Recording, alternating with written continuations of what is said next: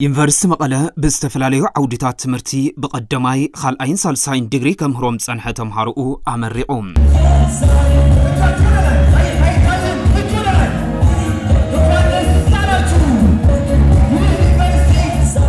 ፕሬዝዳንት ዩኒቨርሲቲ መቀለ ዶክተር ፋና ሓጎስ እቲ ዩኒቨርሲቲ ንዕቤትን ልምዓትን ዓዲ ዝረብሑ ዝተምሃሩ ዜጋታት ንምፍራይ ዝተውሃቦ ልኡኽ ኣብ ምፍጻም ኣበርቲዑ ይሰርሕ ከም ዘሎ ብምግላጽ ኣካል እዚ ለምዘበን ንመበል 33 ግዜ ብዝተፈላለዩ ዓውድታት ትምህርቲ በቀዳማይ ካልኣይን ሳልሳይን ዲግሪ ከምህሮም ጸንሐ 849 ደቂ ኣንስትዮ ዝርከብኦም 2931 ተምሃሮ ከም ዘመረቐ ገሊጸን ከብዙ ድካምና ውጣ ውረድ ለዚህ የምርቃት ስነ ስርዓት ስለበቃችሁ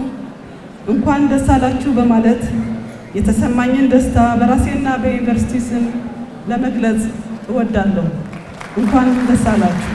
ድሕሪ ብዙሕ ድኻምን ውፃእ ውረድን ነዚ ምረቓ ምብጻሕኩም እንኳዕ ደስ በለኩም ብምባል ዝተሰምዐኒ ሓጎስ ብስመይን ብስም ዩኒቨርሲቲ መቐለን ክገልጸልኩም እፈቱ እንኳዕ ደስ በለኩም ሎማዓንቲ ኣብ እንካይዱ ዘለና ድሙቕ ስነ ስርዓት ምረቓ 45 ብሳልሳይ ዲግሪ 83 ብስፔሻሊስት 45 ዓለም ለኻዊ ሕጹያት ተመረቕቲ ዝርከብዎም 939 ማስተርስ ተመረቕቲ ከምኡውን 1864 ቀዳማይ ዲግሪ ሕጹያት ተመረቕቲ ብሓፈሻ ሎሚ 849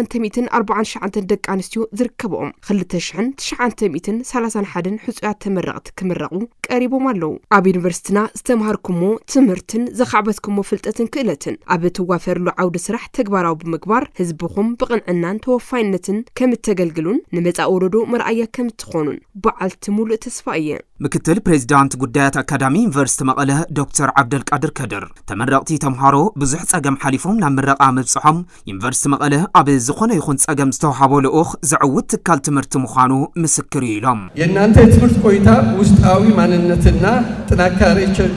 መሪነታችሁን ያረጋገጠበት ታላቅ የህይወት ምዕራፍ ነው። ጻንሒት ትምህርትኩም ውሽጣዊ መንነትኩምን ጥንካረኹምን ዘረጋገጽኩምሉ ንህይወትኩም ዓብይ ምዕራፍ እዩ። ኣብ ጉዕዞ ትምህርትኩም ዘጋጠሙኩም ሕልኽላኽ ፈተናታት በዲኹም ምውጻእኩም ዘለኩም ጻምእ ፍልጠትን ጻዕርን ማዕረክ እንደየናይ ምዃኑ ኣጉሊሁ ዘርኢ እዩ። ዩኒቨርሲቲና ድማ በኣኹም ሕቡን እዩ። ዝዓወትኩም ዩኒቨርሲቲ መቀለ ኣብ ዝኾነ ይኹን ጸገም ኮይኑውን ተልእኽኡ ንምዕዋት ንድሕሪት ዘይብል ማእኸል ፍልጠት ምዃኑ ዘመስከርኩምሉ ዓብይ መረጋገጽ እዩ። ተመሪቖም ዘለው ተምሃሮ ኣብ ዝተፈላለዩ ስራሕቲ ተዋፊሮም ውጽኢታውያን ክኾኑ ዝምልከቶም ኣካላት ኣድላይ ሓገዝ ክገብሩ ድማ ፕሬዝዳንት ሕብረት ተምሃሮት ዩኒቨርሲቲ ሓጋዝ ነጋሽ ጸዊዑ ሀገርና ህዝብን እወዳለሁ የሚል ማንኛውም አካል ያለ ወጣት ተሳትፎ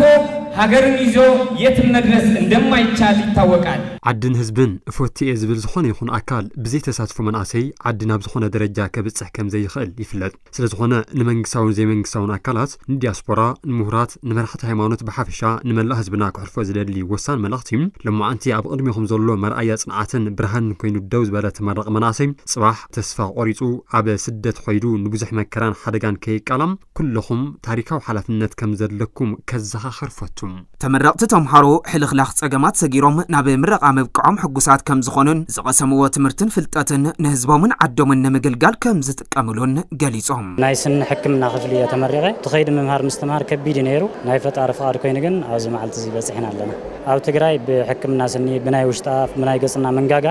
ብዙሕ ስራሕ ስለዘይ ተሰርሐ ብዙሓት ሪሰርችታት በመስራሕ ጽቡቕ ስራሕ ካባና ንኽትጽበ ተስፋ ይገብር ሶሲዮሎጂ ስለዝኾነ ናብ ማሕበረሰብ ስለዘጽንዕ ተሰራሕሱ ብግልጽነትን ተኣማንነትን ከገልግል ተስፋ ይገብር ነቶም ድምጽ ዘይብሎም ሕዋትና ድምጽ ንምዃን እውን እዩ ለማዓንቲ